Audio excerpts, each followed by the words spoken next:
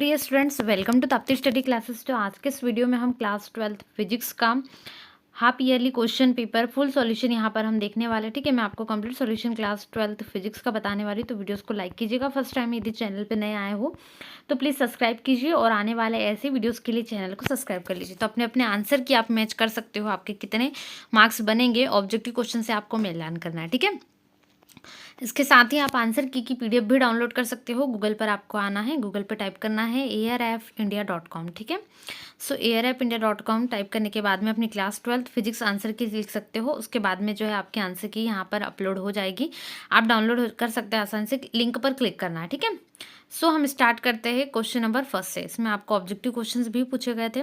सबसे पहले सही विकल्प का चयन कीजिए। देखते हैं क्वेश्चन नंबर फर्स्ट। इसमें यदि कोई तरंग विरल माध्यम से सघन माध्यम में अपवर्तित होती है तो निम्नलिखित में से कौन सी राशि का मान बढ़ जाएगा। ठीक है, वेग, आवृत्ति, तरंग दैर्घ्य। तो कुछ इसमें वेग क्या होता है, घटता है जैसे ही सघन माध्यम में अपवर्तित होती है यहाँ पर। और आवृत्ति भी कुछ इसी प्रकार से। तरंग दैर्घ्य, आवृत्ति में तो कोई परिवर्तन नहीं होता है शायद, या तरंग दैर्घ्य में। तो इनमें से कोई नहीं, क्योंकि बढ़ते तो तीनों नहीं है, या तो घटते हैं या बराबर रहते हैं। तो उपयुक्त में से कोई नहीं आपका करेक्ट आंसर होगा। ठीक है, इसके बाद में क्या है, नेक्स्ट है 2 कूलाम आवेश देने से किसी चालक के विभव में 2 वोल्ट की वृद्धि होती है तो चालक की धारिता यानी सी। ठीक है, तो ये क्या होता है, ये होती है कूलाम यानी क्यू अपॉन वोल्ट यानी वी। ठीक है, ये आपको फॉर्मूला पता होगा, धारिता इज इक्वल टू, आप अच्छे से जानते होंगे। आप क्या करना है, आपको डायरेक्ट आंसर मिल गया इसका। कैसे करना है, कूलाम की जगह पे वैल्यू 2 रख दीजिए, यानी 2 कूलाम दिया तो 2 और वोल्ट दिया तो 2। तो आप सीधे ही समझ गए इसका आंसर क्या होगा, 1F होगा। ठीक है, धारिता यहाँ पर फर्स्ट आंसर आपका राइट है। ठीक है, यहाँ पर आ जाएगा 1।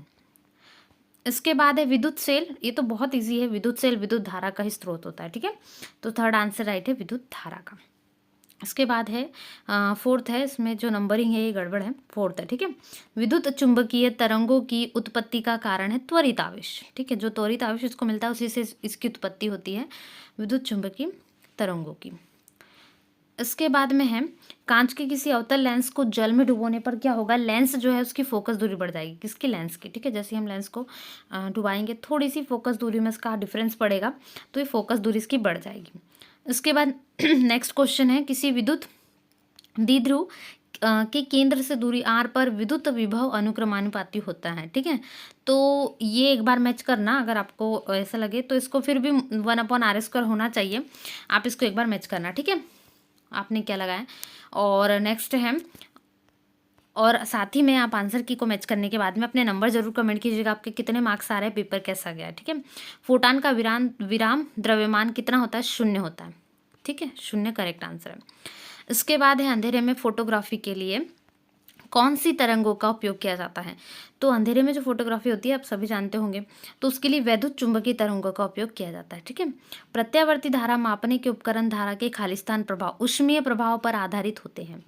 इसके बाद क्या है, प्रेरित विद्युत वाहक बल खालिस्तान में परिवर्तन के कारण उत्पन्न होता है। तो चुंबकीय फ्लक्स, ठीक है, जो चुंबकीय फ्लक्स होता है ना, इसके परिवर्तन के कारण ही उत्पन्न होता है। 5 जिसको डिनोट करते हैं शायद।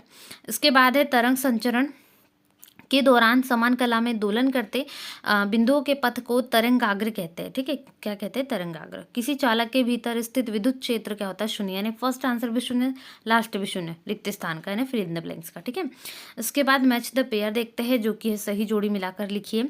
इसमें पहला 0 सापेक्ष चुंबकनशीलता, तो ये हो जाएगी चुंबकीय ऊर्जा से मैच। प्रति एकांक आयतन चुंबकीय आघूर्ण, ठीक है, तो ये पूर्ण प्रतिचुंबकत्व।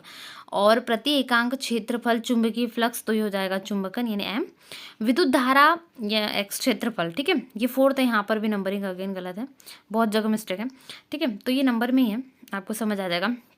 चुंबकीय द्विध्रुव आघूर्ण से। चुंबकनशीलता यानी 5वां है चुंबकीय क्षेत्र से, और चुंबकीय क्षेत्र के वर्ग के समानुपाती B/H। ठीक है, इसके बाद में है एक शब्द एक वाक्य में उत्तर दीजिए है, आपतित प्रकाश की तीव्रता बढ़ने पर विद्युत धारा पर क्या प्रभाव पड़ता है। तो विद्युत धारा भी क्या होती है, इंक्रीज होती है। जैसे ही हम इसकी तीव्रता बढ़ती है, दोनों ही इंक्रीज होती है, मतलब सेम है तो बढ़ती है। उसके बाद क्या है, 10 सेंटीमीटर गहराई वाले बर्तन में कोई द्रव भरा है, इसके तले पर रखे एक सिक्के की गहराई 8 सेंटीमीटर मापी जाती है, द्रव का अपवर्तनांक कितना होगा। बिल्कुल, तो यहाँ पर भी आप जो गहराई दी है वो दी है, सिक्के की गहराई दी है, तो 10/8 कर लीजिए, आ जाएगा 1.25। ठीक है, इसको करके देख लीजिएगा, आएगा इतना। उसके बाद है एक परिनालिका की लंबाई को दुगुना कर दिया गया है, जबकि फेरों की संख्या में कोई परिवर्तन नहीं किया गया। परिनालिका के स्वप्रेरकत्व में क्या परिवर्तन होगा? तो स्वप्रेरकत्व जो है वो भी ऑटोमेटिकली डबल हो जाएगा, जब भी परिनालिका की लंबाई के अनुरूप ही चलते हैं दोनों, तो सेम कंडीशन दोनों पे फॉलो होगी, ठीक है। दो समांतर चालक तारों में एक ही दिशा में धारा प्रवाहित हो रही है, उनके मध्य लगने वाले बल की प्रकृति। कौन सा बल होगा? बल का टाइप्स बताना है, तो वो होगा प्रतिकर्षण, ठीक है, बल। अनुगमन वेग यानी म्यू हम जिसको शो करते हैं, कई बार यू भी बनता है, म्यू दोनों ही है। विद्युत क्षेत्र की तीव्रता दोनों में संबंध यानी विद्युत क्षेत्र की तीव्रता ई, तो आप इसको ये भी डिनोट कर सकते हो, या म्यू आपको जिस टाइप से बनाते हैं वो भी डिनोट कर सकते हो। ये सिंबल जो है प्रोपोर्शनल का, ठीक है, प्रोपोर्शनल टू ई, ये सिंबल आपने लिखा होगा तो बिल्कुल ठीक है। इसके बाद क्वेश्चन नंबर 5 है जो ऑब्जेक्टिव का लास्ट है। निम्नलिखित कथनों के लिए सत्य अथवा असत्य लिखिए। किसी धातु की सतह से इलेक्ट्रॉन के उत्सर्जन के लिए आवश्यक ऊर्जा अलग अलग इलेक्ट्रॉनों के लिए अलग अलग होती है, ठीक है, करेक्ट है। जब प्रकाश विरल माध्यम से सघन माध्यम में गमन करता है तो इसकी ऊर्जा कम हो जाती है, ये भी ठीक है, ठीक है। उसके बाद है ऑप्टिकल फाइबर में, क्योंकि सघन में ज़्यादा एनर्जी लग जाती है, ऑप्टिकल फाइबर में कोर का अपवर्तनांक क्लेडिंग के अपवर्तनांक से कम होता है, तो ये असत्य है। आवेशित चालक के पृष्ठ के प्रत्येक बिंदु पर स्थित वैद्युत क्षेत्र पृष्ठ की अभिलंबवत होता है, ये क्या है? करेक्ट है। किसी पदार्थ पर आवेश का मान एक इलेक्ट्रॉन आवेश का पूर्ण गुणज ही हो सकता है, तो ये भी करेक्ट है। ओके, सो यहाँ पर आपके पूरे आंसर्स मैंने बता दिए हैं, ठीक है, क्लास 12th फिजिक्स का। उम्मीद करती हूँ कि आपका पेपर बहुत अच्छा गया होगा, और आपके नंबर कितने आ रहे हैं कमेंट जरूर कीजिएगा। आपने प्रिपरेशन की होगी, जितने भी क्वेश्चन थे सारे आपको क्वेश्चन बैंक से ही बने। मैक्सिमम क्वेश्चंस आप देखोगे ना, ऑब्जेक्टिव भी आपको सारे आंसर्स क्वेश्चन बैंक से ही मिलेंगे, तो आप इनमें मैच कर लीजिएगा और कमेंट कीजिए आंसर की से मैच करने के बाद कितने मार्क्स आ रहे हैं।